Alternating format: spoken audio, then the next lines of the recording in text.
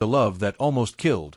Complete YouTube script. What if I told you that the deepest love can sometimes become the most dangerous cage? That a promise made from the purest intentions could nearly destroy the person you're trying to protect? Today, I'm sharing a story that will change how you think about love, pride, and what it really means to care for someone. This isn't just another love story. This is about Frank and Martha Williams, and how a 79-year-old man's devotion almost cost him everything he held dear. But before we dive in, if stories like this one touch your heart and make you think differently about life and love, make sure you hit that subscribe button. We share powerful, life-changing stories every single week that you won't find anywhere else. Picture this. It's a crisp autumn morning, and an elderly man sits hunched over a worn leather notebook, his weathered hands trembling slightly as he grips a pen. The house around him is eerily quiet except for the distant beeping of medical equipment. After staring at the same blank line for over an hour, he finally writes these haunting words: "I promised I would never put her in a nursing home. I promised. God help me, I kept that promise, but nearly lost her because of it." This is Frank Williams, and what you're about to hear is the true story of how love, when twisted by pride and fear, can become something deadly. Frank was 79 years old when this story begins. A retired electrician who'd spent his entire career ensuring that power flowed safely through homes across Cincinnati. He was methodical, precise, the kind of man who double-checked every circuit and left detailed notes under every breaker box he installed. Order and control weren't just his profession. They were his religion.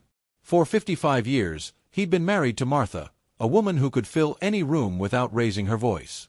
She'd been a registered nurse back in the day, caring for soldiers returning from Vietnam with a grace that seemed to come naturally to her. She had this endearing habit of folding napkins into perfect triangles, and Frank had fallen head over heels for her before dessert was even served at their first church supper together back in 1966. Their life had been beautifully ordinary. Coffee at 6:30 every morning, crossword puzzles at 7, long walks after dinner. They'd raised 2 children in their brick house on Parkhurst Drive, celebrated anniversaries with the same cheap wine because it reminded them of their honeymoon, and argued about thermostat settings like every other married couple in America. But here's the thing about routine. It shatters completely when illness comes knocking. Martha's stroke happened 2 days before Thanksgiving. The doctors called it minor. Ischemic, left hemisphere, moderate aphasia, right side weakness. These clinical terms meant nothing to Frank. All he really heard was the doctor saying, "She won't be the same." And she wasn't. When Martha came home from rehab 2 weeks later in a wheelchair, Frank made a decision that seemed noble at the time but would prove to be nearly fatal. He converted their dining room into a makeshift bedroom, bought grab bars for the bathroom, ordered medical supplies from catalogs he didn't understand. Most importantly, he decided he would handle everything himself. "Our generation takes care of our own," he muttered when their daughter Sarah suggested home health services. When she mentioned part-time aides or regular nursing visits, Frank's answer was always the same: "No. We'll manage." What Frank really meant, though he couldn't admit it to himself, was, "I can't bear for strangers to see her like this. Or see me like this." You see, Frank had made a promise years earlier. After watching his own mother waste away in a nursing home, he'd held Martha's hand in that facility's parking lot and sworn they'd never end up that way. "I won't put you in a place like that," he'd said. "No matter what. I swear it." Those words now echoed in his mind like a bell every time someone offered help. So Frank became Martha's sole caregiver. He cooked her oatmeal, crushed her pills into applesauce, helped her to the toilet, changed her nightgowns when accidents happened. He learned to interpret her eye movements and soft grunts. He mastered sponge baths, pill organizers, and adult diapers. But there was one thing Frank didn't master quickly enough: understanding the hidden dangers of immobility. Ironically, these were the very things Martha herself, in her healthy years as a nurse, used to warn others about. Bed sores, pressure ulcers, skin breakdown. It started so innocently. One morning, while helping Martha change clothes, Frank noticed a small red spot at the base of her spine. The skin looked irritated, maybe from lying down too long, maybe from the plastic underpads he'd been using. He dabbed it with ointment, repositioned her more often, told himself it was nothing. But it wasn't nothing. Frank watched as the spot darkened over the following days. It swelled. It deepened. He cleaned it with saline, bought gauze, prayed over it. He even opened the windows wider when it began to smell faintly of something he didn't want to acknowledge. Still, he didn't call the doctor. He didn't tell Sarah. He wanted to fix it himself. For weeks, Frank lived in denial, convinced he could handle this like he'd handled everything else in his life. He kept a detailed log of Martha's care, tracking medications, meals, and position changes with the same precision he'd once applied to electrical work. But that small red spot, that he couldn't write about honestly. In his notebook, it remained simply, slight redness, lower back, monitor. The truth was becoming harder to ignore. The wound had progressed from a small irritated patch to something much more serious. The red had deepened to purple, then black at the center. The skin had broken, creating a crater that oozed yellow fluid. Frank cleaned it obsessively, ordered more supplies online, even tried herbal remedies suggested by other caregivers in internet forums. But nothing worked. The smell grew stronger. Sour, metallic, persistent. No amount of antiseptic could mask it. Frank opened all the windows even on cold days, telling himself the fresh air would help, but deep down he knew the truth was catching up to him. Martha's eyes had begun to change too. Though she still couldn't speak clearly, though her body still moved in jerky, uncoordinated motions, her eyes remained sharp and knowing. And now they looked at him differently. There was a question behind them. Not anger, not pain, but a quiet, heavy why. Frank couldn't answer that question, so instead he worked harder. He refused calls from Sarah, claiming everything was fine. He canceled a wellness visit from the clinic, making excuses about stomach bugs. He stopped going outside altogether, even avoiding the concerned looks from Margaret, their neighbor, who'd started leaving cookies on their porch. The isolation was crushing, but Frank convinced himself it was necessary. Every offer of help felt like an accusation, like evidence that he was failing in his promise. He'd built his entire identity around being dependable, being in control. Admitting he needed help felt like admitting defeat. Then came the day that changed everything. Sarah showed up unannounced, having driven from Texas after days of unanswered calls. She walked into that house and immediately knew something was terribly wrong. The stale air, the overwhelming smell of antiseptic mixed with something else, her father's haggard appearance, and Martha. When Sarah pulled back the blanket to examine her mother, what she found was horrifying. The wound had spread to the size of a fist. It was blackened at the center with angry red edges that wept continuously. The surrounding skin was swollen and discolored like burnt leather. But that wasn't the worst part. When the nurse arrived that evening, she made a discovery that brought Frank to his knees. Using sterile tweezers, she began removing something from the wound. Larvae. Maggots. They wriggled in the light before being dropped into specimen containers. One after another after another. Frank had heard of such things happening in extreme neglect cases, but never imagined it could happen in his own home, to his own wife, under his own care. The shame was overwhelming. The horror was visceral. But more than anything, the realization hit him like a sledgehammer. His love, twisted by pride and fear, had nearly killed the woman he'd sworn to protect. Martha was rushed to the hospital that night with advanced necrosis and signs of systemic infection.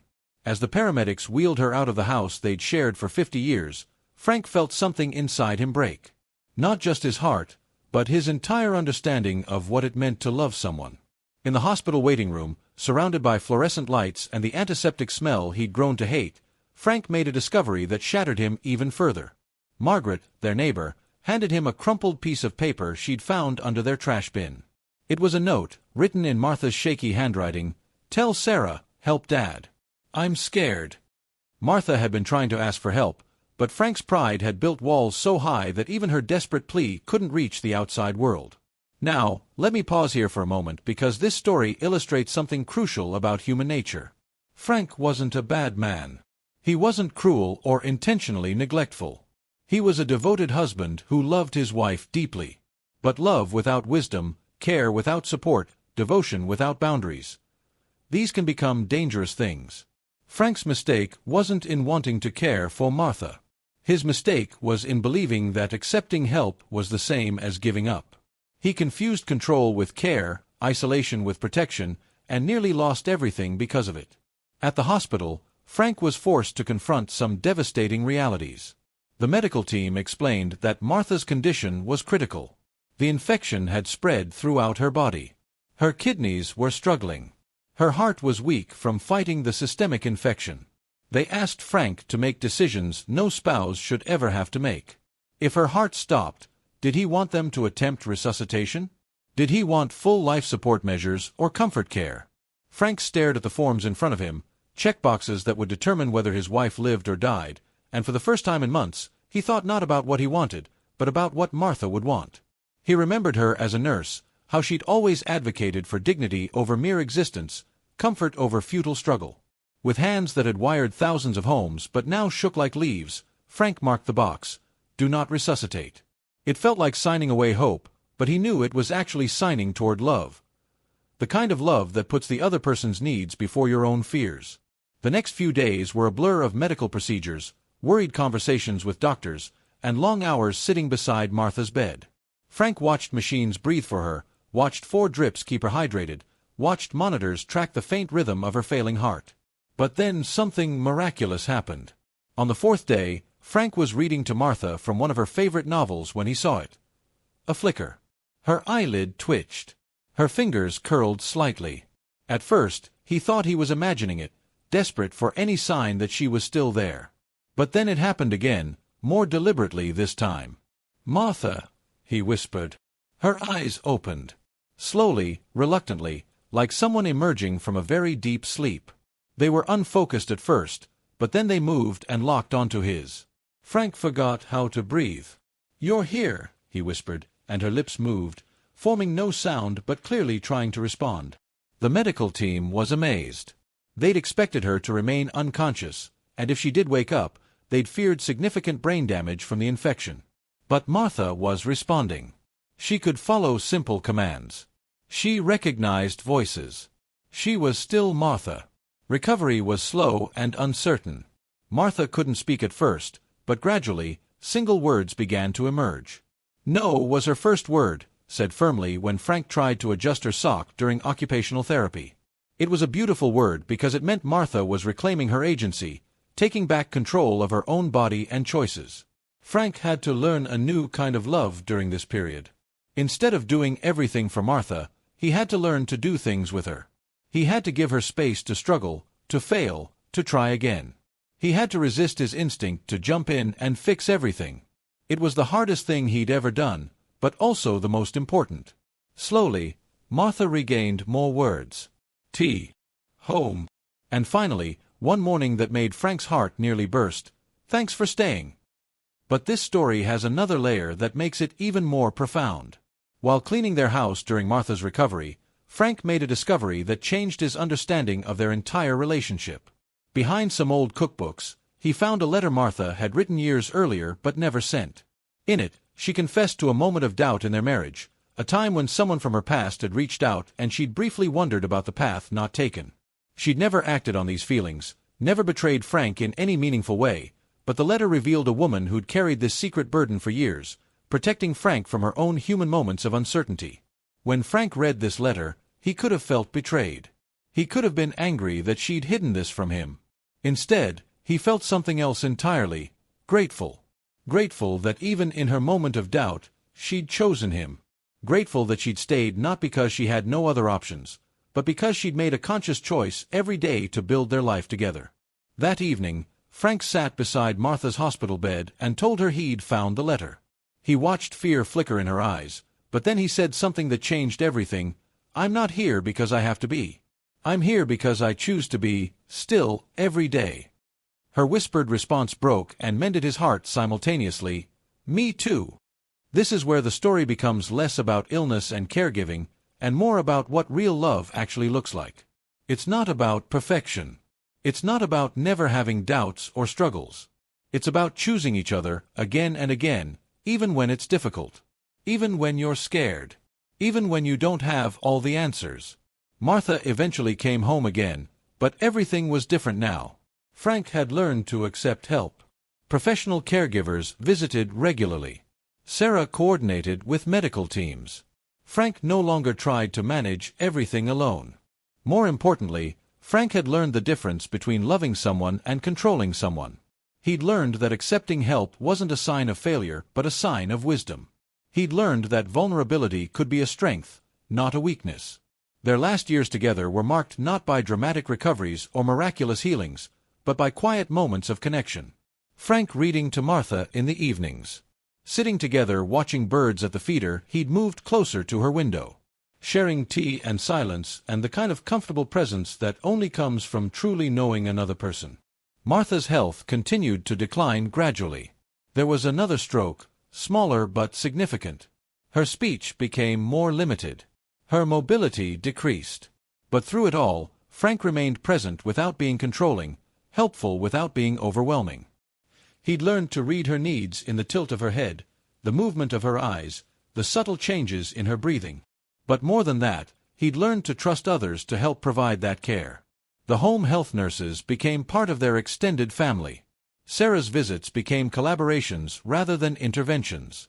When Martha could no longer speak in full sentences, Frank learned to have conversations with her eyes.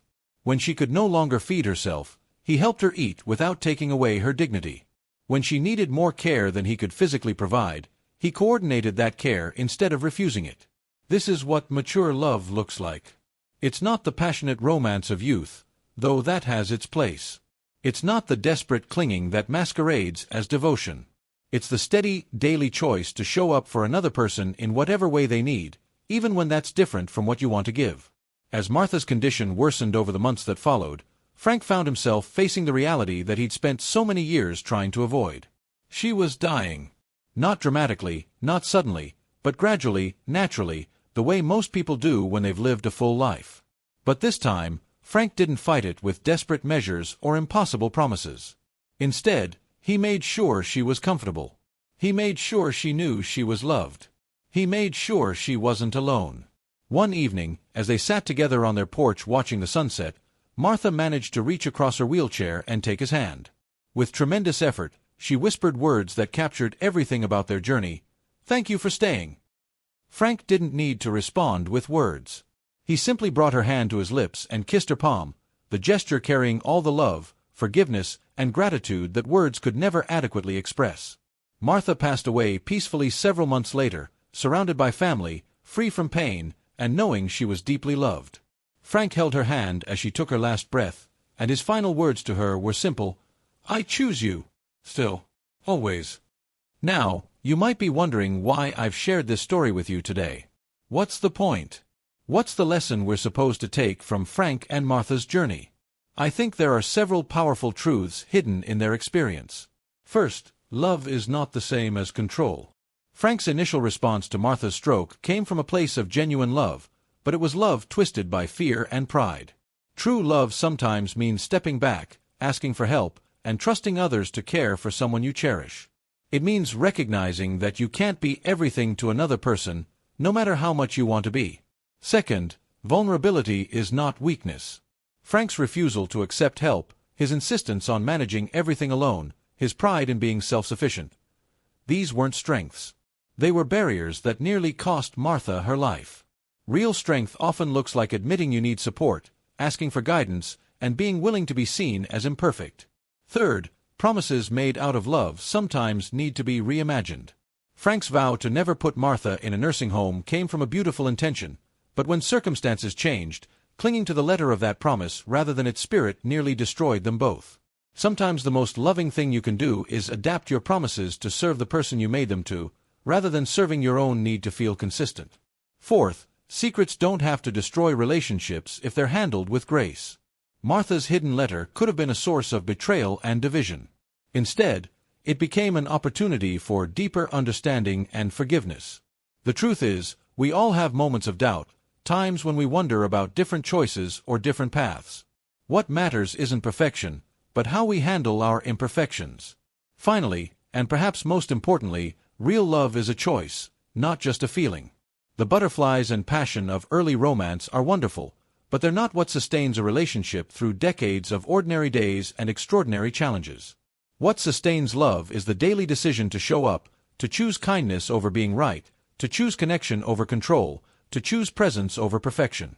Frank and Martha's story resonates with so many of us because it's ultimately about learning to love better. We all start out with ideas about what love should look like, what promises we should make, how we should care for the people who matter to us. But life has a way of testing those ideas, of forcing us to grow beyond our initial understanding.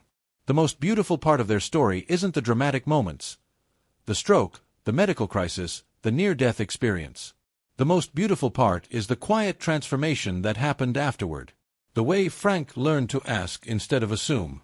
The way Martha learned to express her needs instead of suffering in silence. The way they both learned to accept help from others while still maintaining their connection to each other. Their last years together weren't perfect. Martha's health continued to decline. There were setbacks and scary moments and days filled with frustration. But there was also something they'd never had before. The peace that comes from loving without conditions, from being present without trying to fix everything, from accepting help without feeling like failures. This is what love looks like when it's been tested and refined by experience. It's not dramatic or flashy. It doesn't make for great movie scenes. But it's real, and it's sustainable, and it's the kind of love that can carry two people through whatever life throws at them. I think about Frank and Martha's story often, especially in our current culture that tends to glorify independence and self-sufficiency above all else. We're taught that asking for help is weakness, that needing others makes us burdens, that love means never having to depend on anyone else. But their experience shows us the opposite. Love actually means creating networks of care and support. It means building communities where people can be vulnerable with each other. It means recognizing that we're all interconnected, that none of us can navigate life's challenges completely alone. Think about the people in your own life who you love deeply. Are there ways you might be trying to control them in the name of care? Are there areas where your pride might be preventing you from getting or giving the help that's needed? Are there promises you've made that might need to be reimagined in light of changing circumstances? These aren't easy questions, but they're important ones. Because the difference between loving someone and truly caring for them can sometimes be life and death, as Frank and Martha learned the hard way. Their story also highlights something crucial about aging in our society. We live in a culture that often treats getting older as something to be ashamed of, something to hide, something to handle privately. But Frank and Martha's experience shows us that aging well requires community, requires support, requires the willingness to both give and receive care. The shame Frank felt about Martha's condition, his need to hide their struggles from others, his fear of being judged. These feelings are so common among caregivers, especially spousal caregivers. But that shame nearly killed the person he was trying to protect. What if we lived in a society where needing help was seen as normal rather than shameful? Where aging was treated as a natural part of life rather than a personal failure? Where caring for elderly family members was seen as a community responsibility rather than a private burden? Frank and Martha's story gives us a glimpse of what that might look like. By the end of their journey, they had built a network of professional caregivers, family members, and neighbors who all played a role in ensuring Martha's comfort and dignity. Frank was still her primary companion and advocate, but he was no longer trying to be her everything. This model of care, professional when needed, family when possible, community when helpful. This is what allowed Martha to spend her final years at home, which had always been her preference. It just took a different kind of home than Frank had originally imagined. A home that included regular nursing visits, physical therapy sessions, medical equipment, and the involvement of multiple other people. But it was still home. It was still filled with love. It was still the place where Frank and Martha shared their morning tea, their evening conversations, and their quiet moments of connection. As I think about their story now, I'm struck by how it challenges some of our most basic assumptions about love and care. We're taught that if you really love someone, you'll sacrifice anything for them. We're taught that accepting help means you don't love them enough. We're taught that true devotion means handling everything yourself. But Frank and Martha learned that sometimes the most loving thing you can do is share the burden. Sometimes caring for someone means coordinating their care rather than providing all of it yourself. Sometimes devotion looks like stepping back rather than stepping in. These lessons extend far beyond caregiving situations. They apply to parenting, to friendships, to any relationship where we care deeply about someone else's well-being. The urge to control, to fix, to protect at all costs. These impulses come from love, but they can become destructive if we're not careful. I think about parents who struggle to let their adult children make their own mistakes. I think about friends who try to solve every problem instead of just listening. I think about partners who believe that love means never letting the other person struggle or be uncomfortable. All of these scenarios involve the same fundamental confusion that Frank initially experienced. The confusion between love and control, between care and management, between protection and imprisonment. The beautiful thing about Frank and Martha's story is that it shows us there's another way. Love can be both deep and spacious. Care can be both attentive and respectful of boundaries. Protection can involve creating safety nets rather than building walls. But learning this kind of love requires humility. It requires admitting that we don't have all the answers, that we can't solve every problem, that sometimes the best thing we can do for someone is to trust them to know what they need. It also requires community. Frank's initial attempt to handle everything alone wasn't just pride. It was also the result of living in a society that doesn't provide good support systems for families dealing with illness and aging. He felt like it was all on his shoulders because, in many ways, it was. But when he finally opened their lives to help from others, he discovered that there were people willing and able to share the load. Professional caregivers who brought expertise he didn't have. Family members who brought perspective he couldn't see. Neighbors who brought practical support he desperately needed. This is what love looks like when it's supported by community rather than isolated by pride. As we near the end of Frank and Martha's story, I want to return to that moment when Martha whispered, "Thank you for staying." Because I think those words capture something essential about what we all want from the people who love us. We don't want them to stay because they're obligated to. We don't want them to stay because they're afraid of what others will think if they leave. We don't want them to stay because they've made promises they feel trapped by. We want them to stay because they choose us. Because they see us clearly, including our flaws and struggles and imperfections, and they still decide that being with us is where they want to be. Frank's love for Martha evolved from the kind that says, "I'll never let anything bad happen to you," to the kind that says, "Whatever happens, we'll face it together." From "I'll handle everything so you don't have to worry," to "I'll make sure you have what you need to handle this yourself." From "I'll protect you from the world," to "I'll help create a world where you can be safe and dignity and connected." This evolution didn't happen overnight, and it didn't happen without pain. Frank had to confront his own limitations, his own mistakes, his own fears. He had to experience the devastating consequences of his well-intentioned but misguided approach to care. But that pain, that failure, that near tragedy, it all became the catalyst for a deeper, more mature, more sustainable kind of love. And that's perhaps the most hopeful part of their story. It's never too late to learn how to love better. Even at 79 years old, even after 55 years of marriage, even in the face of serious illness and limited time, Frank was still capable of growth and change. He was still capable of setting aside his pride to serve Martha's needs. He was still capable of admitting his mistakes and learning from them. He was still capable of opening his heart and his home to help from others. This capacity for continued growth, for learning from our failures, for loving better tomorrow than we did yesterday, this might be the most essentially human thing about us. Frank and Martha's story reminds us that love is not a fixed thing, something you either have or don't have, something you either do right or do wrong. Love is a practice, a skill that can be developed, a way of being in the world that can always be refined. Every day, we have opportunities to practice love better. In how we respond to our family members' needs. In how we support our friends through difficult times. In how we treat ourselves when we're struggling. In how we engage with our communities and the broader world. We can practice the kind of love that Frank finally learned. Love that is spacious enough to include imperfection, humble enough to ask for help, wise enough to know the difference between serving someone and controlling them. This is not easy love. It's more challenging in many ways than the desperate, controlling kind of love that Frank started with. It requires us to tolerate uncertainty, to trust processes we can't control, to believe that other people can sometimes serve our loved ones better than we can. But it's also more sustainable, more respectful, and ultimately more loving than any alternative. As I wrap up this story, I want to acknowledge that not everyone gets the kind of ending Frank and Martha had. Not every medical crisis resolves with recovery. Not every relationship gets the chance to heal and grow. Not every family has access to the resources and support that eventually made their story possible. But every relationship, every family, every individual can benefit from the lessons their experience teaches us. The importance of community support. The value of professional help when it's needed. The distinction between love and control. The power of choice in sustaining long-term relationships. These lessons are universally applicable, regardless of our specific circumstances. Frank and Martha's story also reminds us that our culture's narratives about love and care need to evolve. We need stories that show love as partnership rather than possession.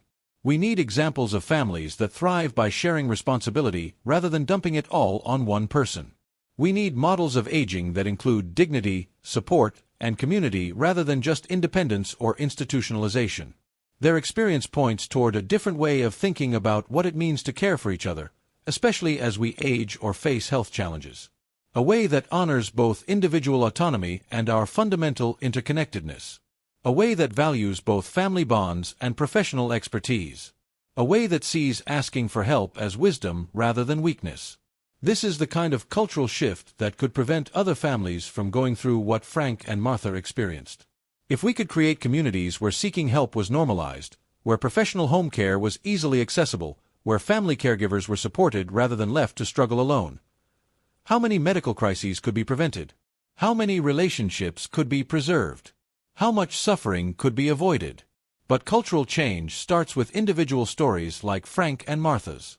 When we share these experiences, when we talk openly about the challenges of caregiving and the complexities of love, when we model different ways of being in relationship with each other, we contribute to that larger shift.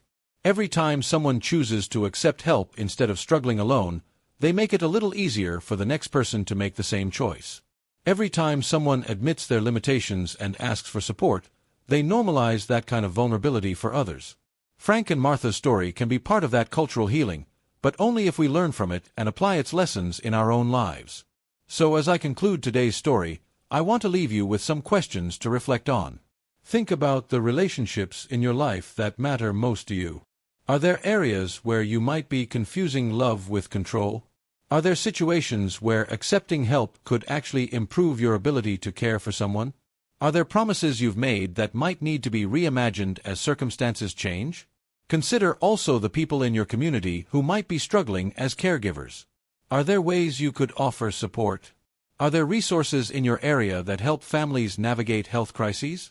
Are there conversations you could start about what it means to age well in your community?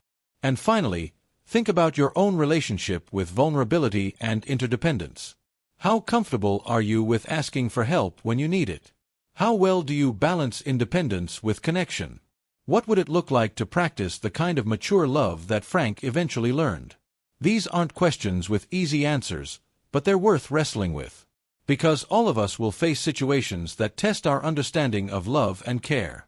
All of us will have relationships that challenge us to grow beyond our initial assumptions about what it means to be devoted to another person.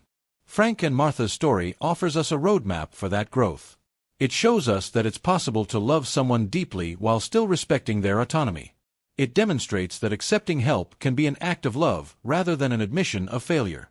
It proves that relationships can become stronger, not weaker, when they're supported by community. Most importantly, it reminds us that love is always a choice, and we can always choose to love better tomorrow than we did today. That's the kind of love worth aspiring to. That's the kind of relationship worth building. That's the kind of community worth creating. Frank Williams was 79 years old when he learned these lessons. Martha was in her mid-70s when she discovered new ways to express her needs and accept care. It's never too late to grow. It's never too late to love better. It's never too late to build the kinds of relationships and communities that can sustain us through whatever challenges lie ahead. Their story is ultimately one of hope. Hope that we can learn from our mistakes. Hope that we can grow beyond our limitations. Hope that love, when practiced with wisdom and supported by community, can carry us through anything life brings our way.